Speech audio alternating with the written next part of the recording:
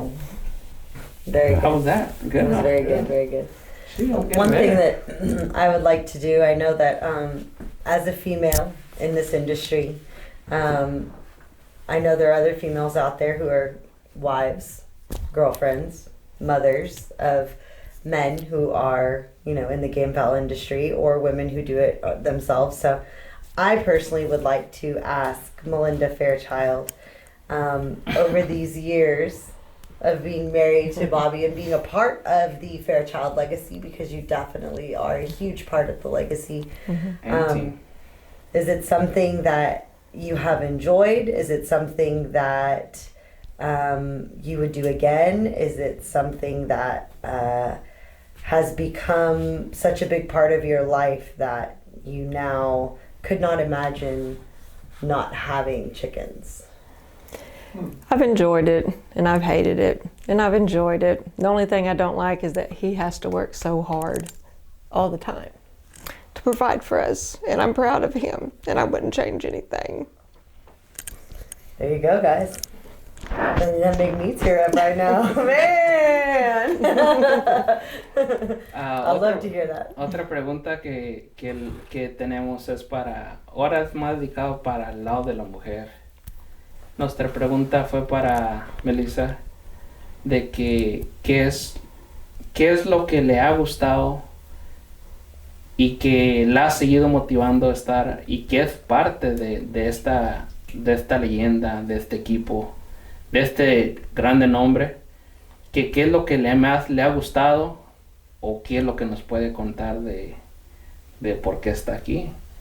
Y dice que a pesar de todo, dice que ha tenido de todo, desde que le ha gustado, lo ha aborrecido, de que no le gusta, que le gusta, pero lo que más le pesa a ella es de ver a su esposo trabajar tanto, que se esfuerza mucho por los animales, al tenerlos bien, al tenerlos 100%, y es como que lo más le llega a ella de emoción, o de coraje, o de todas las cosas juntas. Dice que es ver a su esposo trabajar mucho, día con día. Y no se van a cambiar nada.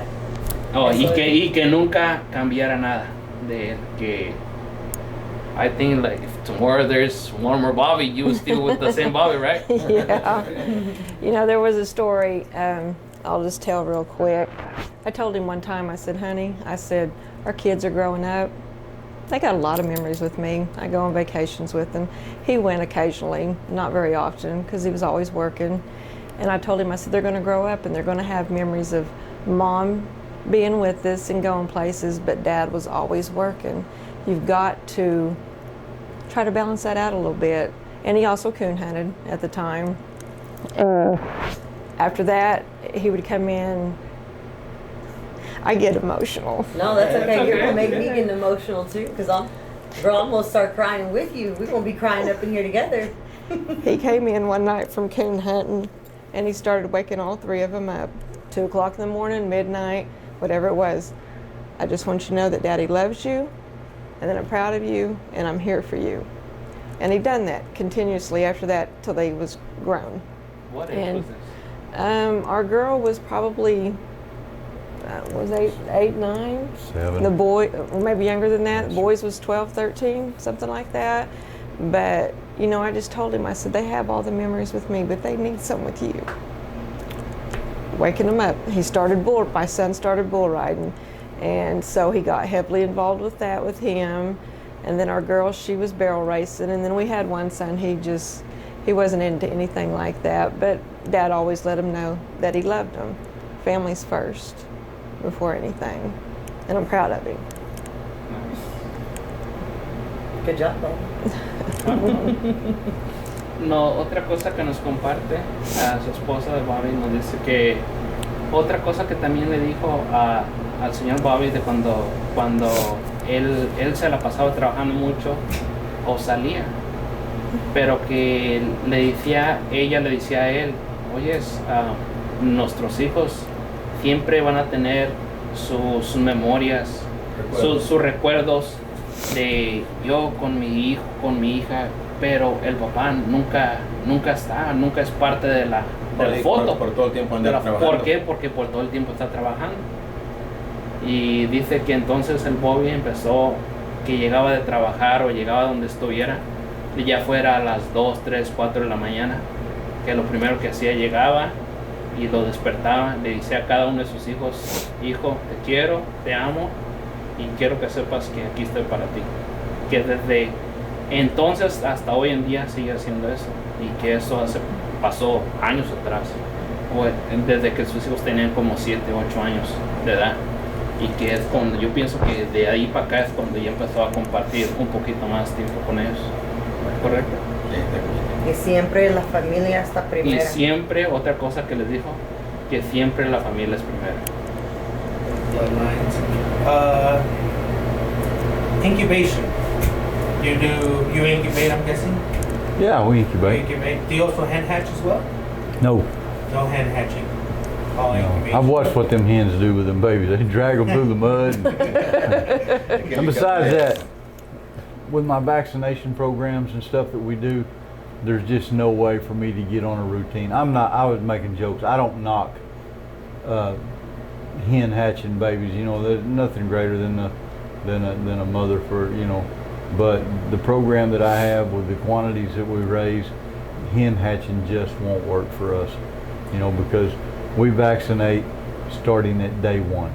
Can you talk to us a little bit about your vaccination program? Our vaccination program is pretty simple, but it's difficult. You know, we start vaccinating for merits at day 1.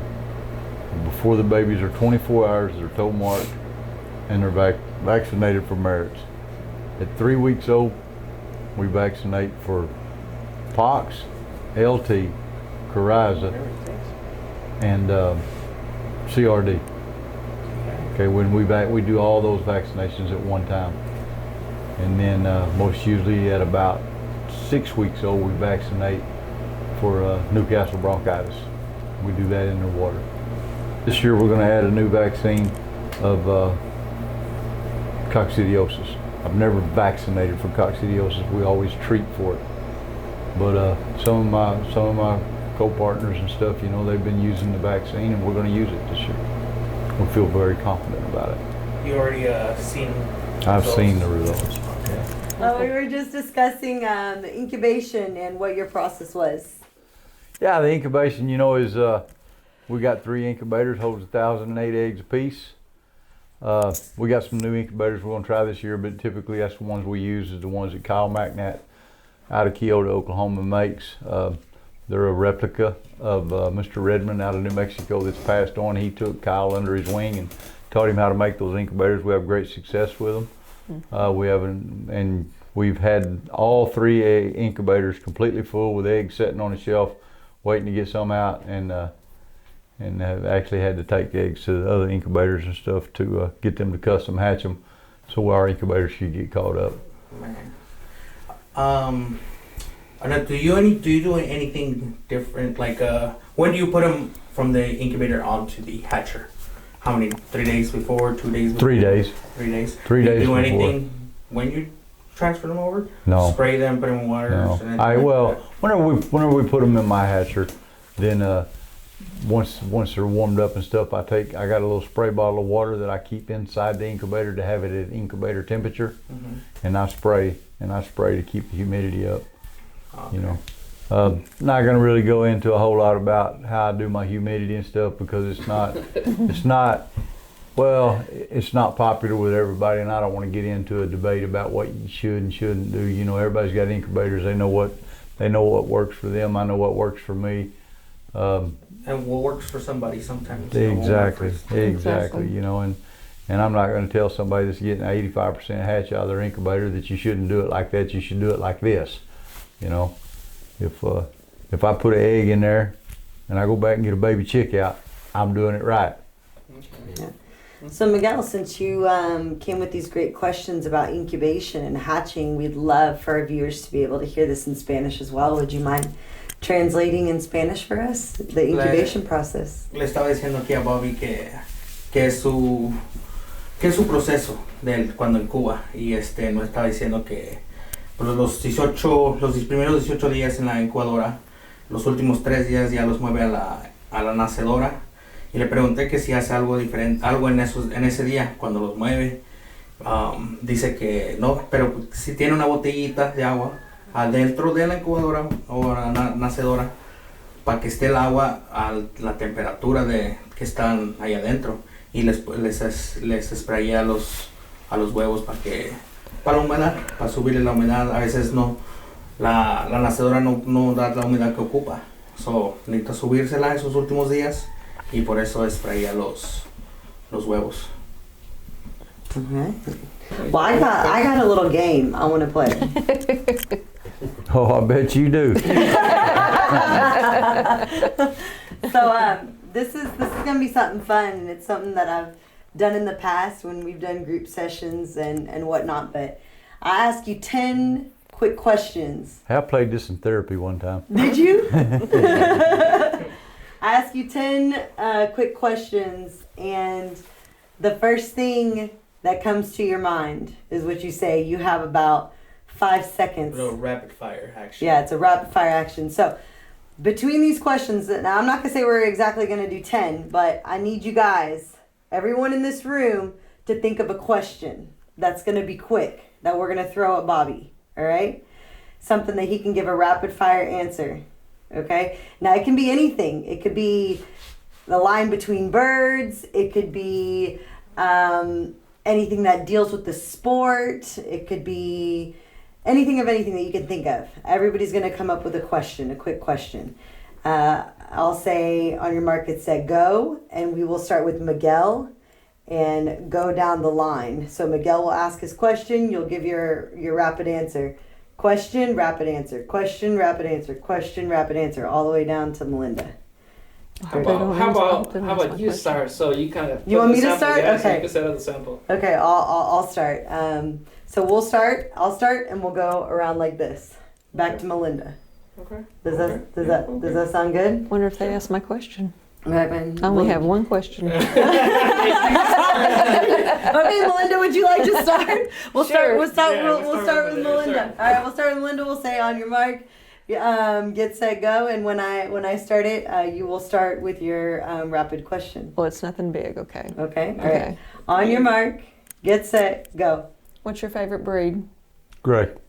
Gray or sweater? Gray or sweater? Gray. Smart or aggressive? Smart. Cutting ability? Cutting. Sweet. Sweet bread.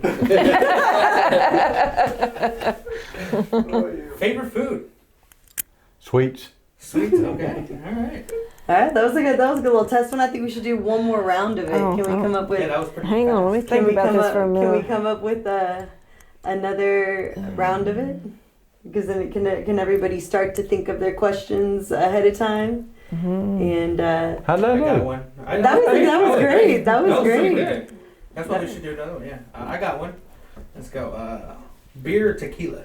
Tequila. I'm gonna. You guys heard it here first. Taquitos. Porquitos. Yes. Proudest moment. Mel Sims. Supposed to be when you married me. I did that on purpose. I messed up.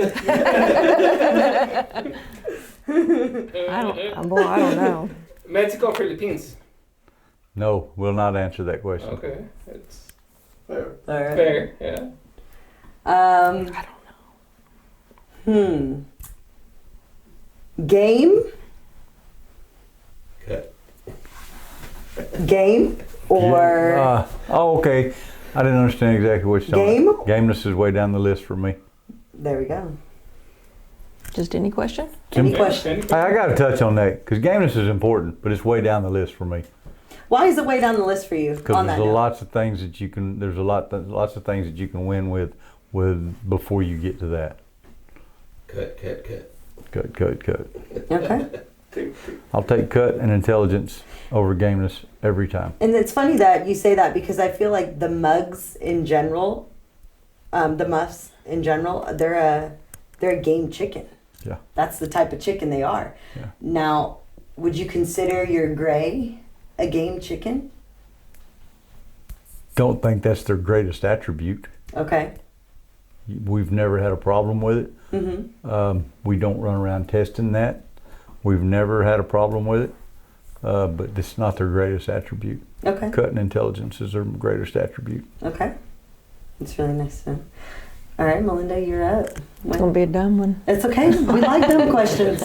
Just because people's listening, that way they'll know. What breed of dog do you suggest for our farm? Kangal. Kangal. Kangal. And do you raise Kangals? Absolutely. Kangals or freckles? By the way, this is our Cocker Spaniel Freckles. You guys would like to introduce her. Yeah. Bobby Fairchild does raise. That's kind of like and breed Mexico or Kangals. Philippines, man. Oh, he One loves more. her. I got actually. There's one more question came up to my mind right now. If you have to identify yourself with the breeder, with any bloodline, what would it be? And give me three reasons why. Identify myself with any breeder. Breed. No, breed. Like you as an individual. If you'd say, okay, Bobby Fairchild Yes, would identify as, you know, Kelso, radio, or whatever it is. the breed you identify with the most, and the breed reason, I identify the most with is Bobby Fairchild Grays. and the reason behind that. The reason behind that is because they are authentic Bobby Fairchild. Okay? They have grown with me, my wife, my kids, my grandkids, Freckles. But they've been here since they've been here since the beginning. You know, I'm not even saying that the Grays are the best chickens, but they're my favorite because they have the most history with them. Mm-hmm. Every one of these was with Gray chickens. Okay. That's a good question. One more. Go ahead. I got one more. This one I'm saying in Spanish, and you can try some in English. All right. What was it? I forgot. That's me. ¿Nos pudiera compartir algún momento de felicidad que ha tenido en cuestión de esta industria? Can you let us know of a moment that passed important in your life that brought you a lot of happiness in this industry? Damn, you said that right there. We're talking about in the sport of gamecocks. Yes. One of the biggest No, moments that made you really happy. Well, in this industry. there's two really big moments. Okay, one was the Mel Sims tribute. Okay. That was probably the largest event that we ever won, and it was the first real emotional event. The most prestigious event that I ever won that sticks out to me the most is the main championship that we had at Sunset. And at the same day that I won the main championship, I also won the preliminary Cocker of the Year at Sunset, and was only 1/3% out from winning the primary Cocker of the Year at Sunset. But I had fought a main at Sunset every month, didn't lose a main. But the main with me and Jumper, that was the most memorable turning point of everything. But the Mel Sims tribute was extremely, you know, we had some moments in Mexico, some moments in the Philippines and stuff that, you know, we've had several really great memories, but it's all about the journey. But those are the main two that came to your As of now. As of now. As of now. Would you like to translate Hey, let that me for let me us? say that, you know, because Ray's right. Yeah. We're not done. Oh, of course. Would you like to translate that for us, Ray, so our viewers can hear in Spanish as well? Pues Bobby dice que las memorias mejores que ha tenido en este deporte ha sido el Mel Sims Tribute, y ese fue uno que con mucha emoción para él, fue uno de sus favoritos momentos, y también en Sunset, que le faltó cualquier porcentaje para ser caballero del año ahí, y su favor momento ahí fue contra un compromiso contra Johnny Jumper, también que fue uno de sus mejores recuerdos y uno de los más emocionantes para él. All right. I have a big question for you. Big one. This is a big one. Bobby Fairchild, who is one of the most memorable and inspirational people that you have looked up to in your entire life? My daddy. Your daddy. Yeah. My daddy. Why is that? My daddy was a very strong man. He was a provider and a protector. Mean in a lot of ways, but my father was a very simple man. But I don't even know that you could really say that my daddy deserves the respect and the admiration that I give him. But it's something that was in my heart ever since I was little tiny, that I just have a great admiration for my daddy. That's big. And at what part in your life did you really come to have this admiration, love, and respect? Because you made the comment, I don't know if he deserves it, but that's the way I feel. At what point in your life did you look back and say, hey, you know what, my dad is my idol? I remember, because there was a lot of conflict in our family, where my daddy was concerned and stuff. My mom and dad got a divorce whenever I was 4 or 5 years old, and I remember that whenever my daddy left, I remember knowing without a doubt that I was going with my daddy. And they wouldn't let me go, and they would keep me in that house, and we'd be sitting there watching. And I'm not really bragging, this is just a fact. We'd be sitting there watching cartoons or something, eating cereal, and the door would just explode like dynamite went off in it. And my daddy would come busting through the door like that Kool-Aid guy on that Kool-Aid commercial. And he would grab me, and away we would go. And he would run until the police come and got him. And I remember, they told him, they said, Lonnie, his name was Lonnie Fairchild. They said, Lonnie, we're gonna let you go. Said, but you got to stay away from that woman and them kids. He said, that woman's my wife, and that boy is my son. He said, and when you turn me loose, I'm going to get him. And when they turned him loose, the door would explode. Here would come the Kool-Aid man. And he just, no matter what they done to him, he just never stopped showing up for you. Never stopped showing up for me. And and like I said, he was hard to get along with and I carry some of those traits. I have to watch my tongue. My daddy would say things that was hurtful, and he would react in ways that wasn't the best. But you always knew that if you was in a house and it was on fire, that you could watch that door, because it would explode like the Kool-Aid man, and he would be coming through that fire. There's never no doubt in my mind that my daddy would die, that he would die for me. It's a really, really, really good story. Speaking of that, I got to put something in there real quick. Yes, absolutely. So he said that about his dad. Our baby girl, she's 28 years old now, and she tells people, she said, if there was bullets flying, my dad would step right in front of it and take a bullet for me or any of my brothers or my sister. My dad would definitely die for us, and she knows that deep down inside. And she's a daddy's girl too. I don't even think that makes me a great person. No, it's because he loves his kids so much that he would be there. Daddy that wouldn't. I remember one time, whenever my mama's brother's son, they was trying to draft him or get him to. He was already enlisted in the military, and they was going to send him over to the Middle East. My uncle was retired military, and he was trying to make a trade. He was trying to come out of retirement, go back in the military, for him not to send his son over to the Middle East, and everybody was praising him for it. And my daddy, just as calm as he could speak, he said, praising him, he said, what man wouldn't do that? And daddy really saw it like that. Yeah. Bueno, como escucharon todo lo que dijo Bobby, buena historia, ¿verdad?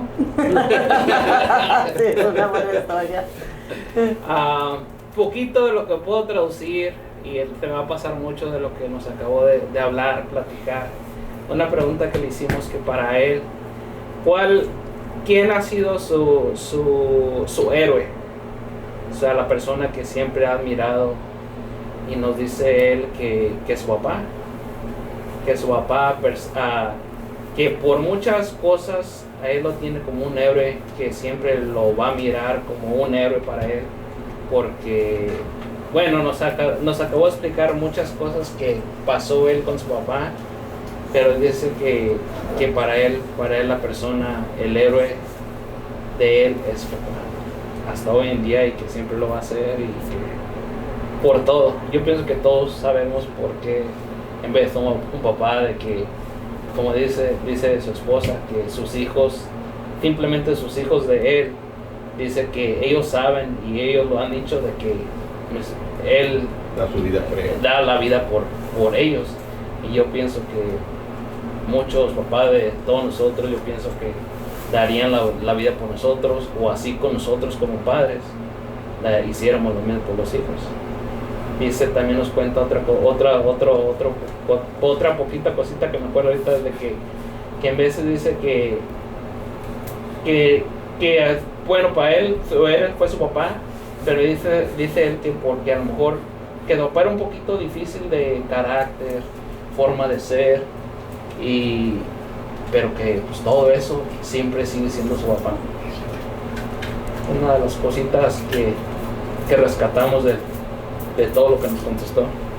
Yes. So this evening, in our interview with Bobby Fairchild, we have learned about lines, we've learned about incubation, we've learned about who Bobby Fairchild is as a man and as a family man, as a breeder, as a husband, as a friend, as a father, and so much more. Bobby, what is it that you would like our viewers and breeders out there to know about you, about Bobby Fairchild as a human, as a person, as a breeder? What is it that you would like our viewers to know? Something in final words to wrap up our podcast this evening of Sport of Kings. Well, the thing that I want the people to know is that, you know, I was in Mexico one time with Carol Neesmith. Carol's a super guy. And I remember we was walking down the runway, and they ran up and started taking pictures of me and Carol, you know, and then a lot more pictures of Carol, you know. And the guy that was with us, he said, Carol, he said, don't you get tired of those people wanting all them pictures? Bobby, people just running up with them cameras and wanting autographs and stuff. Said, don't you get tired of that? I didn't say nothing. Carol said, son, he said, I remember when they didn't nobody want one. Man, I've thought about that. And I just want my viewers and my friends and everybody out there that see me and stuff to know something. I appreciate you. I respect you. And when you see me, don't hesitate to come and say hi to me, because I want to hear from my friends and my people out there. That there's a lot more to me than just a gamecock. I don't have much other life than this farm. I dedicate my whole life to it. And but there's been times where my survival depended on this game farm, and my survival depended on all of these people. And I appreciate that. I'm a very grateful person. I'm a very humble person. If you think I'm the greatest cocker in the world, great. I don't see that and I don't feel that. I feel like I'm a man that gets up every morning and puts my shoes on and I chase a dream. I've been chasing that dream for 40 years now, and I'll chase that dream until they throw dirt in my face. Wow. Nice. All right, can we translate that, please? Would you like to translate it, Ray? Bobby dice que aprecia mucho a su, pues es humilde, le gusta que todos, pues está muy agradecido que todos creen que es un criador muy bueno y todo, que la verdad que cuando lo miren, que ven y que lo hablan con él le aprecia mucho todos sus amigos, todos los que le han ayudado su vida, ha contado por los gallos, ha llegado tiempos que ha sido muy difíciles y los gallos han sacado de sus problemas. Es una persona que le encanta estar pues platicando, es humano, así como los veo ahorita, nosotros todos platicando. Lo ves en el palenque, sea en México, sea donde sea, ven, los saludan, él le aprecia mucho a todos los clientes y sus amigos. Es parte de su vida y le encanta que es una persona, pues aquí como lo estamos viendo, una persona muy sencillo y la verdad que aprecia a todo el mundo y no hay mucho más que puede decir pero que no lo crees que los molesten por nada, por ir a saludarle, que quieren tomar retratos, quieren lo que ustedes quieren, no se dejan por no preguntar porque con mucho gusto los atiende. Otra Call you back in cosa just a que little quiero, bit. que Do a quiero live interview. rescatar Thanks, brother. a cuestión de lo que acabó también de decir él, de que hubo una anécdota que les pasó a él y a Caro Sí. cuando venían caminando, estaban en un evento, a lo que nos puede contar de que estaba en un evento y que venía caminando con Caro Nesbitt y había otra persona con ellos que le dijo, oyes, no te enfada de tanta gente que viene hacia ti a pedirte una foto, a pedir un video, a pedir un autógrafo, a pedir cualquier cosa de ti, no te enfada todo eso. Y que en eso Carol Nesmi le contestó a esa persona, le dije, ¿sabes qué? A mí yo no era nadie sin estas personas. Dice que dijo que yo me acuerdo cuando no me pedían nada. Yo me acuerdo cuando cuando nadie se fijaba en mí, nadie me pedía ni una foto ni nada. So, ¿cómo decirles que no? ¿Cómo decirles que no? Y dice que desde ese entonces, pues que para él siempre ha sido un sueño esto. So, su trabajo de él es todas las mañanas levantarse, ponerse sus botas y seguir persiguiendo ese sueño que hasta hoy en día tiene y que hasta el día que un día Dios no quiera que el día pasemos a segunda vida, que hasta ese día quiere seguir y viviendo este sueño que es de él. Yes. It's really touching. It One is. thing that I want to do is thank our viewers this evening for watching the very first episode that we have here with Bobby Fairchild. I want to mention that no foul is harmed whatsoever in the making of any of this. No foul is used for illegal purposes. Anytime that we have discussed anything, it's been in the past when things in the States and other places were permitted and legal.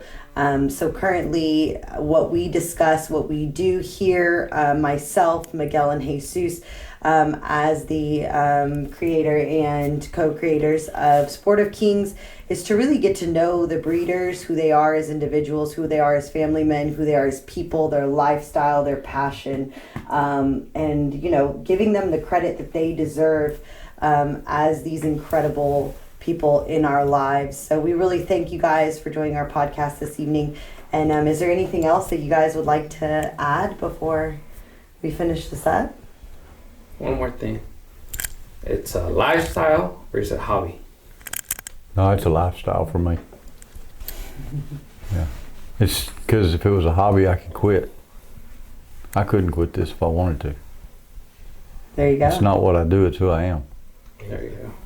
There you go. Bueno, pues para todos nuestros seguidores queremos dar las gracias por seguirnos, para estar pendiente de nuestro primer episodio aquí como Sport of Kings. A lo que quiero recalcar que todas nuestras entrevistas que hacemos y lo que hacemos y lo que hablamos no es para hacerle ningún daño a ningún animal. Todo lo que se habla es porque fue hecho en tiempos que era legal o en lugares donde es ilegal. Nosotros no nos comprometemos a hacer cosas que son ilegales. Todo lo que sacamos de este contenido es para todos ustedes, para la educación, para el contexto, y no este trabajo no es para afectar en cuestión de los animales. Anything else we can add? No, I think that's it. Again, I'd just like to go around introducing everyone as we are here this evening, again with our very first episode. Thank you so much, Bobby, for joining us and for doing this with us. Number one, thank you for giving us a tour of your farm today. Thank you for letting myself, Miguel and Jesus come out here and join you and be able to tour your farm. Thank you for having us, taking us to lunch. Reba's was absolutely amazing. We have enjoyed Oklahoma, Atoka, Oklahoma. This has been one of the most how do I say this? Most grateful experiences that I have had visiting a farm, and really taking the full day getting to know you guys, taking the full day understanding your process and what y'all are doing on a daily basis. And honestly, like I'm very, very thankful that you guys have invited us out to do this.